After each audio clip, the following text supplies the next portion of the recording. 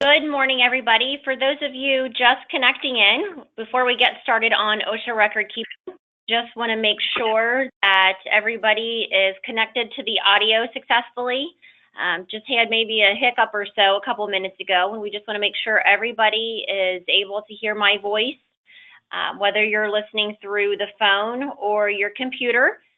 If you don't mind, just taking a moment and over on the right-hand side, just chat to the organizers and panelists. Let us know that you can hear us okay. We greatly appreciate it.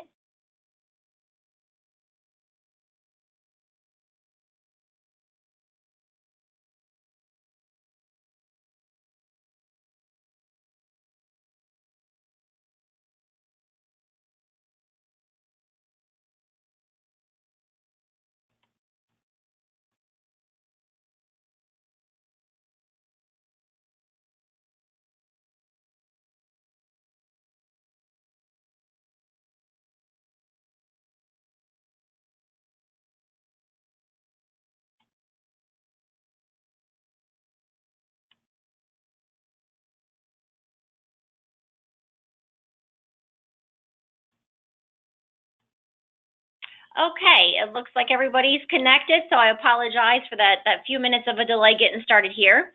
Again, for those of you that missed the introduction, my name is Jillian, and I am a safety consultant, kind of fulfill the transportation niche, a little bit of OSHA on the side, for the Shakely group of companies.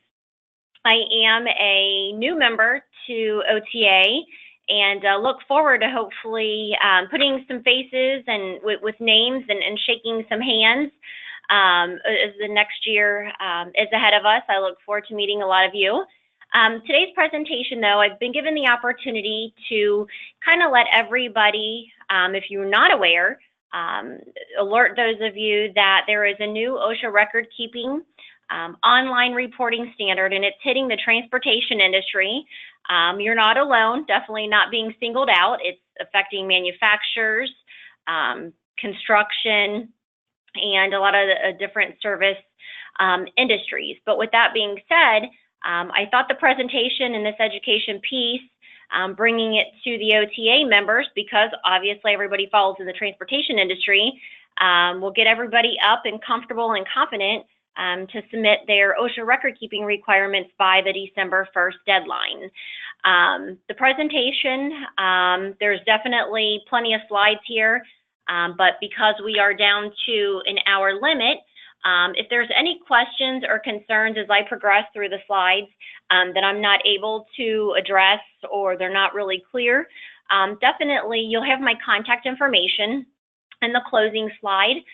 Feel free to contact me at the best means possible, and I'll be more than happy to help definitely make a muddy standard a lot more clear. So OSHA record keeping, those of you that are not familiar with OSHA, the acronym stands for Occupational Safety Health Administration. Similar to the FMCSA, OSHA is another federal governing body that sets safety rules and regulations that employers must provide to ensure a safe work environment for their staff. A lot of you may be familiar with hearing fall protection or machine guarding or electrical standards. All of those are rules that OSHA writes basically for employers to comply with to make sure that everybody coming in with 10 fingers and 10 toes into the workday leaves at the end of the day with 10 fingers and 10 toes. But there is this one administrative rule under OSHA, and that is the record keeping rule. It's a very short written standard. With that being said, it's got probably 100 times the amount of letters of interpretations that follow the rule just because it is not very clear. So for those of you that are entering into the world of record keeping, and I'm giving you a crash course over the next hour, some of it can seem very overwhelming, but hopefully, I'll be able to get you confident and moving forward. Those of you that are familiar with record keeping, hopefully I might hit some scenarios that you may say, oh, I wasn't quite sure, or hopefully I can bring just a little bit of clarity and confidence moving forward. So some of the objectives we're going to cover is discussing why we have to maintain injury and illness records to begin with, We'll talk about the applications because there are some partial exemptions to the record keeping rule. We will kind of review one of the new standards. When I say new, it's been around for a couple years though. It's the severe injury reporting rule. There's still a lot of employers out there that are not familiar with this rule. We will talk about the hot topic right now that's out on the press, and that's the online reporting rule that carries that December 1st deadline. We'll talk about what I consider the muddiest part to record keeping, and that's determining what is recordable and what is not recordable. The meats and potato format, if you will, when we hit that section, I consider it, is the 300, 300A, and the 301 forms. So you'll hear us talking about, or you'll hear me talking about, a 300 form or the 30A form. We will actually take a look at those halfway through the presentation, and then we'll close up with our safety solutions that we have here at Shakely, and as well as in closing, you'll definitely have my contact information if I can help out in the future. So why do we have to keep injury and illness records? Well, if I was in a classroom setting and I would say, can I have a show of hands for people that maintain OSHA logs because they have to, because it's federally required, that's usually 9 out of 10 people are raising their hands. We're doing this because we have to. Nobody wants to reinvent the wheel to recording injuries and workplace accidents to recognize trends with another piece of paper. We do it because we have to. But there is a small portion of employees that respect the OSHA record keeping rule and actually like the formality of listing injuries on an OSHA log so that they can recognize trends. So basically, OSHA set forth the record keeping rule so that when you have, by their definition, and we'll look at that in future slides, a recordable case, you will list it on this log, okay? This log is going to ask you to enter some common information such as their title, their position, the date of the injury, their name, where did they get hurt, as well as how did they get hurt and what was that medical outcome? What was the diagnosis? So basically, you're going to look back at your log. And if you're a larger facility, and those of you that don't have very many injuries, knocking on wood on your behalf, you may not really be able to use it for a trend recognition piece if you lack injuries, which is good. But for people that have enough injuries recorded on their log, they're able to notice that, wow, he's got a problem with Robert. He gets hurt, at least once, every other month. Maybe we need to have some more safety training for him. Maybe he needs that education piece. Maybe he needs personal protective equipment. You may notice if you have multiple facilities that a certain location, a certain terminal, they have a lot of slips, trips, and falls, and then you start looking at the month and you notice they're in January and February. We need to ice our parking lots, or maybe provide better lighting. So that's the ultimate tool for employers. That is the purpose for OSHA, for you to maintain a log. However, on the back side of that, the big brother attitude that a lot of employers have is that it's OSHA wanting to know what's going on in the workplace. Okay, so what OSHA does is every year they send out 200,000 surveys. They're partnered with the Department of Labor, which itself has another sector, BLS, the Bureau of Labor Statistics. They mail out about 200,000 surveys randomly through the United States every year, and they give you 30 days to reply to that data collection request. And you're supposed to reply and go online and enter basically your OSHA record keeping information that you have. Generally, it's the prior calendar year. So if those of you on the line, if you got a survey this year, generally would be spring, early fall, you would have 30 days to go online and give them your 2016 information. If you fail to comply within 30 days, they will send a second letter out requesting for you to do this information again. Then they will send out their third and final notice to collect data, and failure to comply on that third notice will definitely result, you'll get a citation, and it'll be not for non-compliance, and it'll be in the dollar amount of $7,000. Of course, nobody wants that for something that's very simple and very administrative to do. It's just knowing what is expected of you. Basically, OSHA's purpose, once they get these surveys, is to recognize where do we need to have our territories and our regional officers kind of oversee and enforce safety? So they're going to look at, let's say, the construction industry. We've got a lot of electricians, having different injuries, somewhat severe and frequent. So they will take enforcement in OSHA and they will put them out on the job sites, and then they're obviously going to go towards those contractors and subs that are in that industry, because the purpose is to educate and lower their injury frequency and severity amount. But the only way they can send enforcement out to those parties that are at high risk is by knowing where to go. So they rely on your data, and that's why it's important to be accurate. If there's any one slide that you walk away definitely clear to understand, it would be this one. I know many folks on the line today kind of hold several different hats. You're the workers' comp administrator person, you're the safety person, you're the receptionist, you're the CFO, you're the janitor even at times.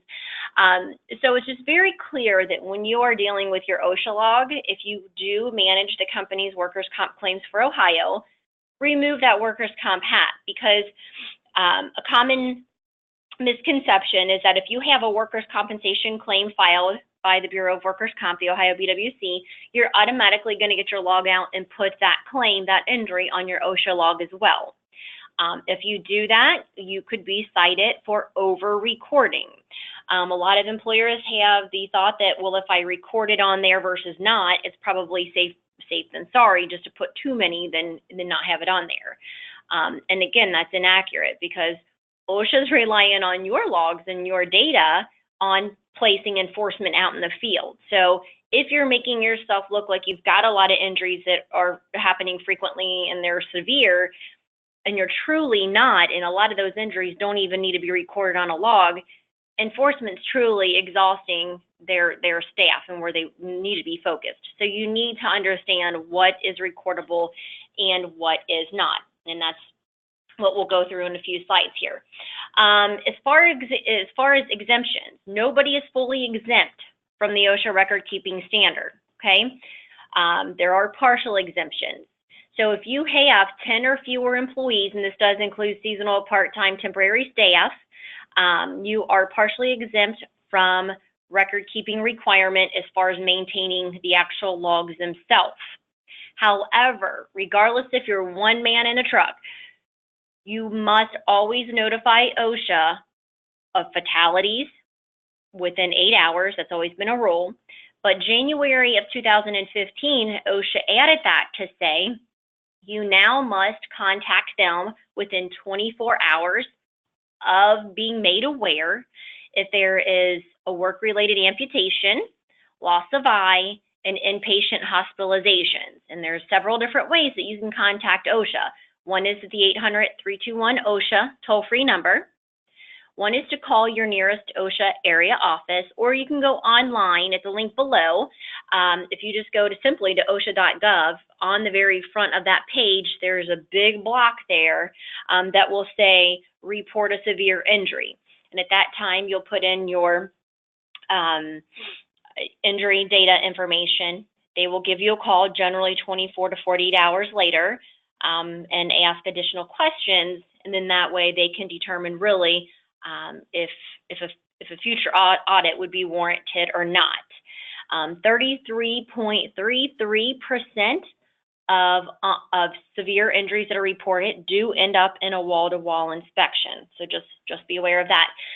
Just to elaborate a little bit more detail of those severe reporting injuries by definition, your amputations, obviously a loss of a limb is clearly, of an external body part is clearly a full amputation. But if you even have a fingertip that results into a partial amputation, it does not have to be complete bone loss, folks. It could be a partial amputation. You've got 24 hours from recognizing that diagnosis to contact OSHA. Loss of eyeballs. It's a pretty extreme case. We here at Shakely have not came across but maybe one in the past 10 years. But loss of entire eyeball. This is not talking about loss of vision, okay? Work-related inpatient hospitalizations of one or more employees. This is what's giving the private employers in the nation, great exposure to OSHA right now versus aside from your whistleblowers and your irate employees or past employees, is the employees that get admitted to the hospital and they are now considered inpatient. Once you know they are in the hospital and have been admitted, you have 24 hours to contact OSHA to report their severe injury. Now, if they are in there purely for observation and diagnostic purposes, such as x-rays, blood scan, or CT scans and blood tests, something like that is not medical treatment. It's just observation and diagnostic. You do not have to contact OSHA in that situation. I won't spend time on this because we are kind of crunched this morning, but everybody will get a copy of today's PowerPoint presentation. So this makes some really interesting late night read if you ever have the time or want to know more. So these are just some statistics of what OSHA has collected since the severe injury reporting rule has came around. As I said, 1/3 of all severe injuries reported do lead into wall-to-wall inspections. If you do report an amputation, it's a little bit more severe. It does bump up to a 58% chance that they are going to come in and investigate. OSHA does know right now that only half of the nation is probably even aware of this federal rule change to record keeping. So let it be known that OSHA has came in and audit facilities who have never even reported a severe injury. And we hear it all the time at Shakely. What are they doing here and how did they know about it? We didn't even know we were supposed to report it and never did. How did OSHA find out?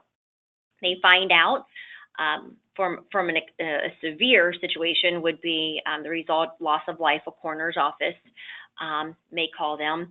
But we are hearing of hospitals when they have amputations, partial amputations, and inpatient hospitalizations. OSHA's calling, or the hospital's medical facilities are calling them. Also, the Ohio Bureau of Workers' Comp has contacted OSHA with these types of outcomes and medical diagnosis. So just be aware that the big brother is out there because OSHA is working, all the offices are working locally with EMTs and with states like monopolistically in Ohio, they're going to work with a BWC, but if you've got locations that are more self-insured under liability, work comp coverage, they are working with them to educate them on what their duty is and what the rule is to report. So when it comes to the online reporting rule, and I want to make sure everybody is very clear and knows what is expected of them under the new online reporting rule. So the rule was written effective 1/1/17 for Ohio, because we're not a state plan, that if you fall in a certain size and in a certain industry, you originally had until August 1st to do your online reporting. They delayed that, and now it's December 1st, and it's not going to get delayed any further. That is going to be the straight deadline. So in the transportation industry, you are on there regardless of your size and if you've had injuries or not. When it comes to online reporting, if you have between 20 and 249 employees, and this would be for the 2016 calendar year, because that's what we're reporting by December 1st. In transportation, you have to go online by December 1st, create an account, and do online reporting, okay? Only your 300A summary needs to be updated online. If you have greater than 250 employees, still the same thing. It's only the 300A that needs to be uploaded online. Next year, that's all going to change, and we'll see that on the next slide. If, and this is where it can get tricky with transportation, depending on if you've got multiple locations and various terminals, you are only reporting online at an individual terminal or location if they have over 20 employees. So let's say you've got your corporate location in Columbus and we've got 50 people, okay? You're going to have to go online for Columbus. But now if you have a Youngstown location and you've got 10 drivers at that terminal and a dispatcher and a warehouse manager, you're under 20 for that location, you don't have to report. But if that Youngstown terminal had greater than 20, you would have to have two submissions. You would have the corporate Columbus submission and then you would create another online account for the Youngstown location. Okay? There are different ways you can submit this information online. You can go in and you can upload, it's kind of a PDF fillable format. You just click on the circles and then you can type in the form fields and submit it that way. If you only have one injury, it might be a little bit easier to do. For those of you that have half a dozen injuries or so, if you are managing your OSHA log through an Excel workbook method, you can save it as what they call a CSV file. And I'm not very tech savvy or very efficient in Excel, but I managed to try this out and it's pretty simple. You just save your Excel file as a CSV workbook and you just simply upload it to OSHA and then you're done. Now, if you're using a software such as Keller, and there's, tons of them actually out there, you may be able to have some kind of electronic interfacing application to where your software talks to their software. They have a huge manual online that you can give to your IT people and say, hey, can you set this up? And then you don't really have to worry about it automatically. We'll do that for you. This is kind of a look into the next 2 years. Past this December 1st deadline, here's the next 2 years ahead of you.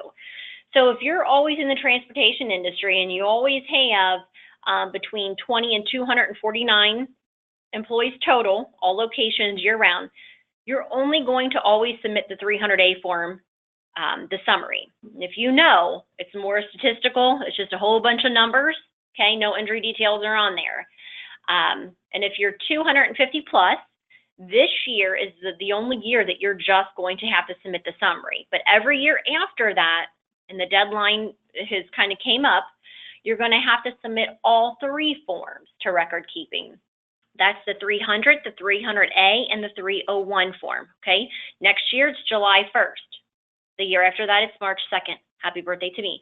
But the July 1st deadline in 2018, even though the deadlines are moving up, folks, you're reporting information that has already been done for the prior calendar year. So it's not as if you're going to be in rush or panic mode because the information you're submitting has already been wrapped up by the end of that calendar year. Any thoughts as to why OSHA is requiring this, that you go online? They're very, very forward to say it is taking now the Department of Labor, who sends all those surveys out and spends all that money and has all the staff internally to administer that data collection process. They're no longer needed. We're not going to rely on you anymore to go out, send surveys, and send it back in. OSHA is basically having you, and then some, feed the information to them, and then they'll be able to collect their data that way. And it also will be, they have stated it's going to be used as a compliance tool. They know if you're complying with this rule or not. Another thing is that this is public information. So some people may be using this, say, as maybe a competition, maybe sales type investigation to say, hey, this person who's traveling with your commodities, your baby grand piano that's been in the family for 200 years, you definitely don't want, ABC trucking to haul it because of look at their accident history and look at what, you've got CSA scores that also can reflect in that as well. But then you've got the work injury side to it, not necessarily vehicle safety side to it. It's also for job seekers. If you want to go work for a construction company and you see that they have a lot of injuries and some of them are pretty severe, it kind of gives you a platform to stand on to say, I'm not quite sure that, my safety, will be taking serious and that they care about it and they have a good safety program and a good safety culture. Because I'm going to tell you what, those of you out there, if you've ever been hurt and had a workplace accident, you definitely know when your employer is standing behind you and definitely values your safety versus, folks that do not. So it's going to be definitely open for job seekers to kind of look at it as well. Just a couple different details, because you have to submit, or if some of you out there have less than 20 and don't have to. But for those of you that have to submit all this information online, it still does not make it a null point to not have to maintain the logs still internally and house them in case you were to get an audit. Anybody who has been through an OSHA audit, you have 4 hours from the time enforcement arrives to show them your OSHA logs, okay? The OSHA record keeping rule says that you have to have your current year of logs plus 5 years back. So if OSHA showed up right now, you'd have 4 hours to give them 2012 to the current 2017 year, okay? So just make sure that you've got those housed in case something did happen. What is recordable versus not? So I would recommend printing, once I attach the PowerPoint slides today via email, print this slide and the next 2 that follow. It'll definitely kind of help you navigate when you do get that injury in front of you, what you need to do with it as far as put it on the log or not. All fatalities definitely must be recorded on your log. It's worst case outcome. Any results or any injury that results in time off of work. This is going to be not the date of injury. That is not included and counted for. It's any day after that. Okay, it has to be a whole day off of work. That injury has to go on your OSHA log. If they come back to work the next day and they are on light duty restrictions, or you need to transfer them to do another job to accommodate those restrictions, it's going to make it recordable. Common with sprains and strains, you have medical treatments such as physical therapy and chiropractic treatments. Whether they go or do not go, a doctor has recommended it, and it is going to be recordable. Anytime you have loss of consciousness, whether it's by 1 minute or 5 minutes, it's going to be recordable. Written prescriptions. This is usually something that's pretty quick to recognize as recordable, as if the injured worker has a written prescription, it is going to automatically be recordable. Generally, you will see a doctor, say for pain medication or a sprain, if they prescribe 800 milligrams of, ibuprofen, I'm not going to stop by and fill that prescription because I'm just going to go home and take 4 200 milligram tablets of Advil and still consume the same amount. That's still, even though I didn't fill it and it wasn't technically, in my mind, required a prescription for the FDA, if you look at the safe consumption dosage of medicines, you will notice that for your ibuprofens, anything greater than 467 milligrams is not advisable. Therefore, it does require a written prescription, and it would be recordable. When you have hearing loss in one or both ears, it's recordable. The next one, not to mock government, but this is a government written rule. Any significant injury or illness diagnosed by a physician or other healthcare professional is recordable. Well, what is a significant injury?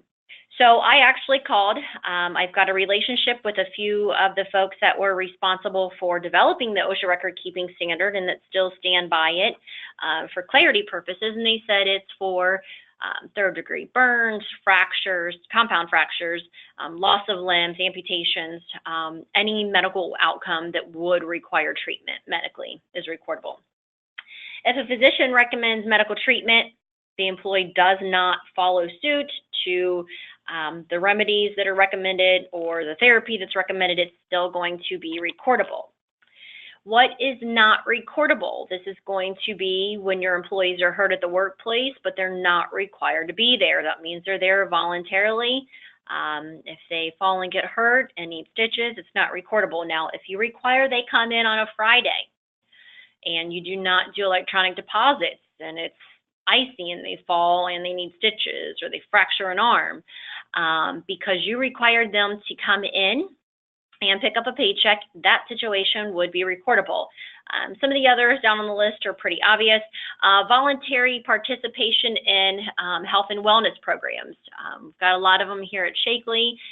Everybody knows that medical premium health insurance costs are definitely on the rise, and it doesn't seem to give much relief every year. So we want our employees healthy. We want to be able to keep the cost controlled, so we want to provide health and wellness events.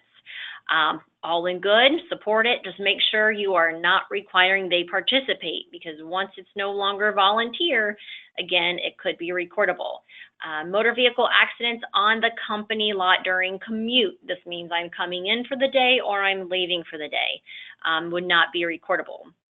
Common cold or flu, that's kind of obvious. It's hard to say that you've gotten the sniffles from somebody at work or your work environment, but years back, maybe it's been 10, 11, 12 years now, the H1N1, the swine flu virus, hit the nation, actually, hell, hit the globe, and had everybody definitely in a panic. And in the healthcare industry, mainly, if a physician or surgeon or nurse was able to connect their time at getting the illness, the virus, it could be considered recordable.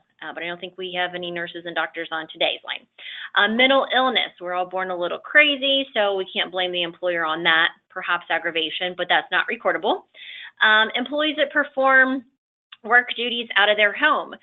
Pretty simple, you just got to look at when they were injured, what caused it. If it was Rufus laying on the floor and I fell and hit my head and needed stitches, well, the Dahl family pet's not part of my job task, so it would not be recordable. But if I would have fell over a laptop power cord or a fax line cord, something like that could kick it into recordable. First aid procedures are applied. It's not recordable. The employees that are in travel status. Okay, you got to look at when they get to where they're supposed to arrive. If you've got guys that are in hotels, we're over the road, or we just got that one trip that's got us out of state and we're going to stay overnight in the hotel, that is your home away from home. Anything that happens past that point is not going to be considered recordable. First aid, if any of these are the outcomes to remedying an injury, it's considered first aid and not recordable. We talked about prescriptions. We talked about diagnostic procedures. If they get carried away in the ambulance and they go to the hospital, x-rays, MRIs, CAT scans, not recordable. Tetanus shots are straight preventative measures. Again, not recordable.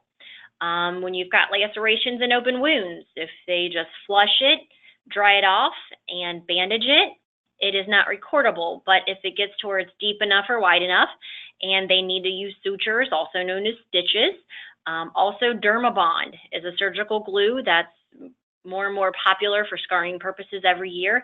That will kick it over to recordable. Hot and cold therapy is not recordable. Non-rigid means of support. So if you come back and you've got an ACE bandage on your ankle or your wrist, that allows for some flexation, so it's not recordable. But if you came back and you're in something as stiff as a boot, a cast, obviously that's meant to not allow for any type of movement, that definitely would be recordable.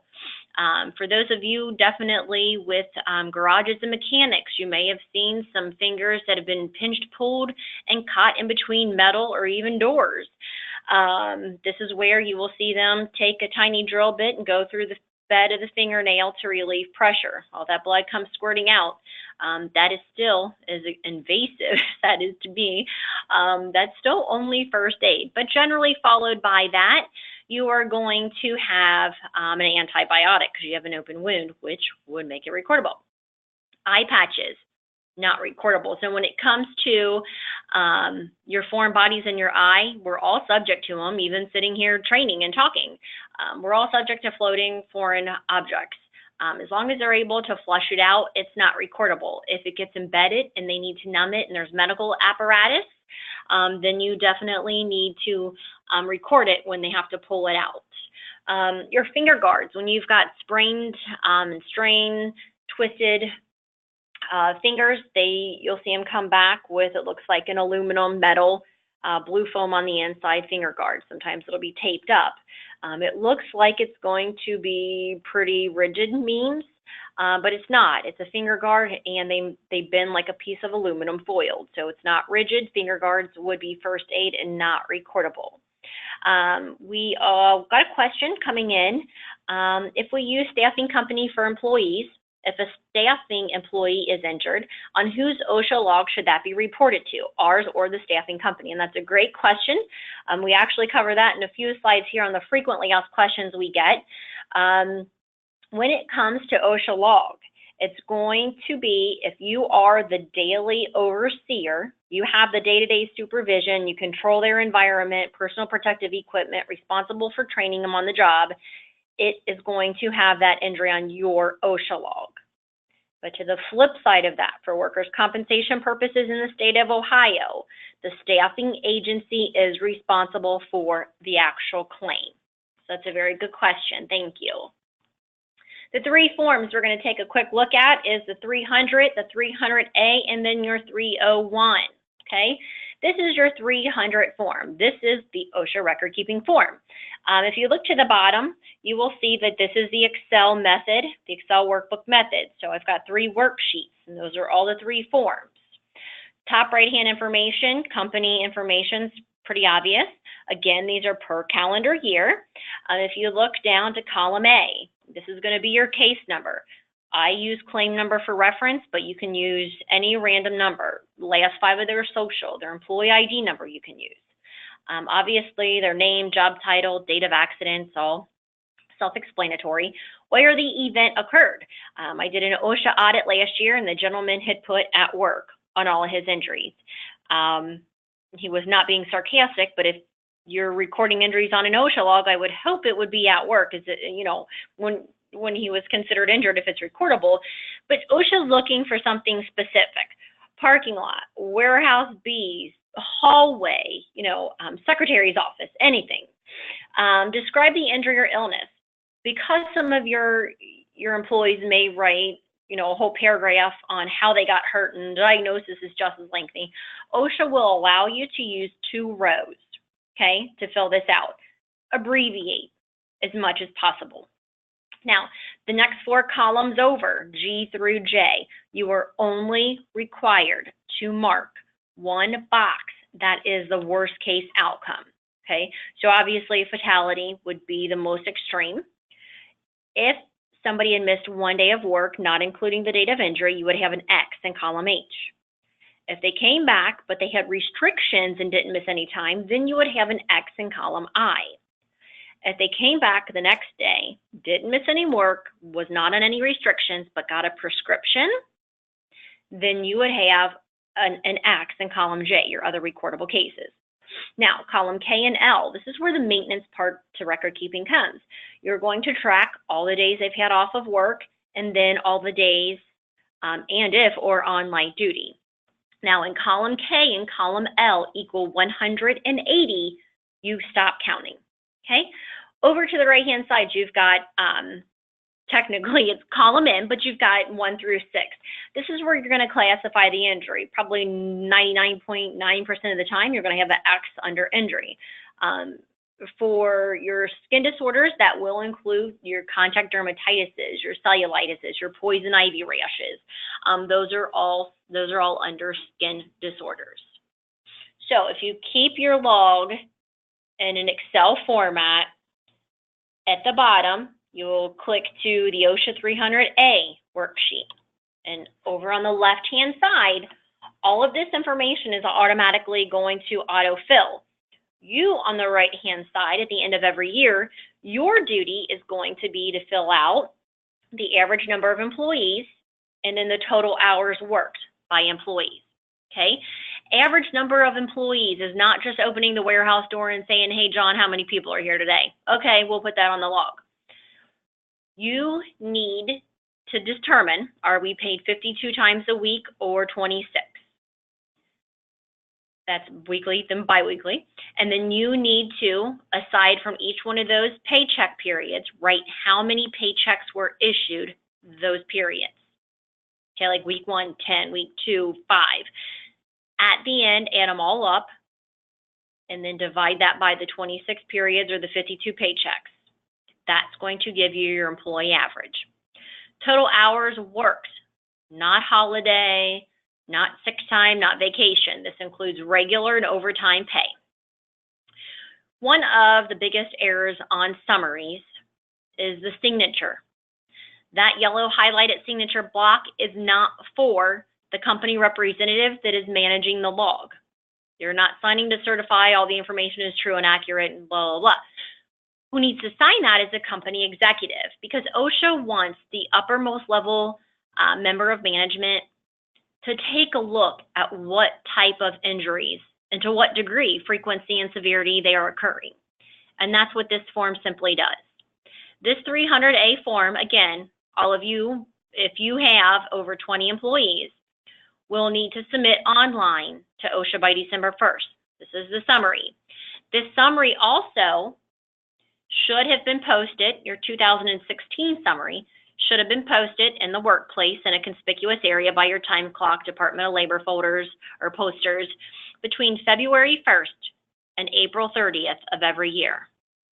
Okay? For that period, every calendar year, you need to have your OSHA logs up. This is the 301 form. It acts more of an accident investigation type form. Asks the who, what, where, when, why, hows, doctors' names, things like that. For those of you that have over 249 employees, and you will have to start submitting this information next year, your driver's name, employee's name, injured worker's name will all remain confidential. The physician's name will remain confidential. Everything else is going to be public. Privacy case. This is why it's very important. You have to understand that when there is an injury and you're looking at, if it's to a body part that you would not want to share with the rest of the world, respect your employees' privacies. And on your OSHA log, mark this as a privacy case. And then you'll create a whole nother OSHA log. It'll be titled privacy case, but this is where you will keep all the details of that privacy case incident. And only you and the OSHA officer will actually be privy to the information that is on there. So we're just going to run through before we wrap up and just do a few minutes of some frequently asked questions. Again, I'll have a copy of this PowerPoint sent out to everybody here in the next hour after closure. And let me know if you have any questions. And definitely keep this handy. You may not have a situation that pops up, hopefully never pops up, but should one pop up and you're not quite sure, hopefully some of the slides will help you determine what direction you need to take that injury. A doctor releases an employee on light duty. You cannot accommodate it, therefore now the employee is off of work. Should you record this as a restricted day case or away work case? The answer is away, for the fact that you off work, I should say. You could not accommodate the restrictions, that's why they're off. So you get this as a days off case. Now, if the employee was to decline a return to work, then it could stay as days away from work case. May employees and their representatives have access to OSHA logs? The answer is yes. Again, this is the importance of a privacy case, okay? You have until the end of the next business day to retrieve those records. We all should know this answer. We have 4 hours to give OSHA access to our logs. If you have multiple job sites, and you see this commonly in construction, are you required to keep a log for each location? The answer is if they are in existence greater than 1 year, that's considered a permanent location and needs a log for that day. Injured worker, heard on Friday, the paperwork says return to work Monday. Does Saturday and Sunday count as lost work days? The answer would be yes. If the physician writes, today is a Friday and they're hurt, they can return to work Monday. Those 2 days are counted as off work days. Very simple though. If you can go back to the occupational center and say, hey, if he would have been scheduled that very next day, Saturday morning, would you have returned him or her? 9 out of 10 times they're going to say yes, and they will revise the return to work slip. And then you won't have to put that on there. When you have signs and symptoms of chronic work illnesses, commonly sprains, strains, back injuries, do you need to consider each recurrent sign new symptom? No. You're always going to go back, and if they have days off of work now or they're back on restricted duty, you'll go back. You may have to go back to a 2013, 2014 log and update it. You get a sample medication. The doctor doesn't write a prescription. Is that recordable? It is, because your medical documentation is going to say it's prescribed. And this covered the earlier question, are you required to record injuries involving somebody from a temp agency if you have that day-to-day supervision? The answer is going to be yes. Is there a limit to recording days away from work? We answered that earlier, and we stop counting when you reach that magic number of 180. We do not, and I said that a couple of different times, we do not count the date on which the injury began. We only count forward after that. We get this question a lot in January and February. Do you have to count injuries that occurred from, say, December, and here it is January of the next year, and they're still off? Again, all of that information that results in days off or now restrictions still stays on the log of which the actual year of the injury began. So these are just some non-compliance risks of what the cost for insufficient record keeping can be. Anybody who has had an OSHA audit before, right away within the first 10 minutes of them being there, they're going to ask you for your OSHA logs. And the fact is, it's nothing that takes clarity or interpretation or opinions don't come into play. It's black and white. You either have your logs or you don't. So, just make sure it's an administrative task. Just make sure that if you're not managing your logs, you definitely start getting them into play now. Definitely, so we can satisfy that December 1st deadline. These are just some statistics that have came up in the past from OSHA. Basically, I think the one that speaks the strongest is that every other day somebody loses their life from being on the job, and not every other day, every other hour. Every other hour there is a loss of life in the workplace. And when you stop and think that we started our session, at 10 o'clock, here it is just another hour and somebody else is going to have a loss of life. So if you're out there and you see somebody performing something unsafe, don't turn an eye to say it's, past practice, it's the way we always do it. A lot of people say we've been in business 70 years and this machine's always worked this way, and, everybody knows about, maybe the quirks to it or whatever it may be. Definitely, I think complacency can definitely kill. So we want to make sure that, we're looking out for ourselves and others. So if you see somebody doing something and it's incorrect, definitely show them the right way and then bring it to management's attention. So with that being said, I'm going to go ahead and end this session, and I will be available for questions for the next few moments. Again, if I'm not able to get to all of the questions, or maybe it takes a little bit more detail and discussion, here's my contact information. Again, you'll have it via email. Feel free to contact me. It's definitely my pleasure to assist, and I certainly appreciate everybody's time. And like I said, as a new member, look forward to hopefully meeting you all. So again, my name's Jillian with Shakely, and I appreciate everybody's time. So right now I'm going to take a look at some of these questions and see if I can't help out. Do the number of work days missed by an individual assist in determining whether an injury is reportable? If you automatically have somebody who misses one day aside from the date of injury, it's automatically going to be recordable. And again, that's if they're missing time because a physician has requested them to miss time, not just because they don't feel well enough to come to work, they're going to take the day off. So again, it's under a doctor's order. And sometimes you've got the difference of opinion in physicians.